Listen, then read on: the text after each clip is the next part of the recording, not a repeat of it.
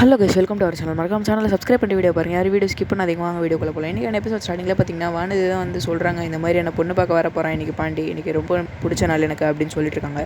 ஆமாம், வரும்போது இதெல்லாம் வாங்கிட்டு வா, அதை வாங்கிட்டு வா, வரும்போது எனக்கு ஸ்பெஷலாக வேறு ஏதாச்சும் வாங்கிட்டு வா அப்படின்ட்டு வந்து வானதி வந்து சொல்லிட்டு இருக்காங்க.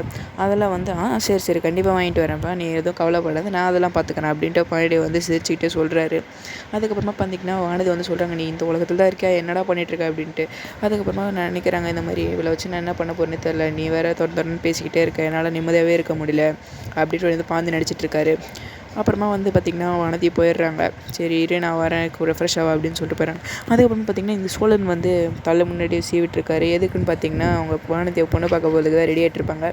இன்னுமாடா தலையை சீவிட்டு இருக்க, சீக்கிரமாக ரெடியாக விட போகணும் அப்படின்னு சொல்லிட்டு இருக்காங்க.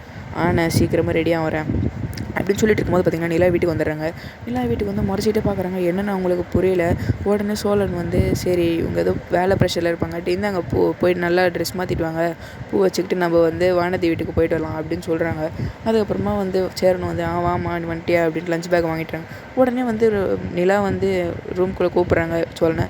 எதுக்குன்னு பார்த்திங்கன்னா பயங்கரமாக திட்டி விட்டுறாங்க. உங்களால் சும்மாவே இருக்க முடியாதா, எதுக்கு நீங்கள் அவருக்கு மெசேஜ் அனுப்பிச்சிங்க, இந்த மாதிரி அவர் என் மேலே தான் பயங்கர டென்ஷனில் இருக்கார் அப்படின்னு சொல்லிட்டு இருக்காங்க. நான் என்ன பண்ணுறது, அவன் தான் வந்து இந்த வருஷம் தனியாக பொங்கல் கொண்டாடிக்கோ, அடுத்த வருஷம் நானும் நீனும் சேர்ந்து பொங்கல் கொண்டாடலாம் அப்படின்னு அமைச்சிருக்கான் ராகவ். அப்புறம் நான் எப்படி டென்ஷன் ஆகாமல் இருக்கிறது, கரெக்டு தான், நீங்கள் ஆகணும் தான், பட் ஆனால் நீங்கள் என்கிட்ட ஒரு வார்த்தை சொல்லியிருக்கலாம்ல. எதுவுமே தெரியாமல் நான் அங்கே போய்ட்டு அவன் திட்டு வாங்கும்போது நான் கேட்டு முழிச்சிட்டு இருந்தேன். திட்டுறான் அவன், அவனுக்கு இருக்கட்டும், இந்த மாதிரி நீங்கள் பண்ணிகிட்டு இருக்காதீங்க, அவனு எதனா ஆயிடுச்சுன்னா நான் தான் பொறுப்பாவேன் அப்படின்னு சொல்லியிருக்கான். உடனே உள்ளே என்ன சவுண்டுன்ட்டு வந்து சேரன் வந்து கேட்குறாரு. இல்லை இதெல்லாம் நடந்துச்சு அப்படின்ட்டு வந்து 2 பேரும் சொல்கிறாங்க.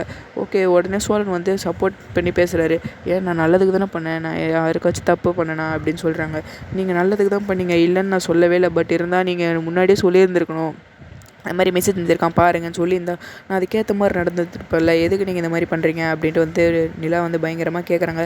அதோட எபிசோட் முடியுது. மறக்காமல் சேனலை சப்ஸ்கிரைப் பண்ணுங்கள், லைக் பண்ணுங்கள், ஷேர் பண்ணுங்கள். நெக்ஸ்ட் வீடியோவில் பார்க்கலாம்.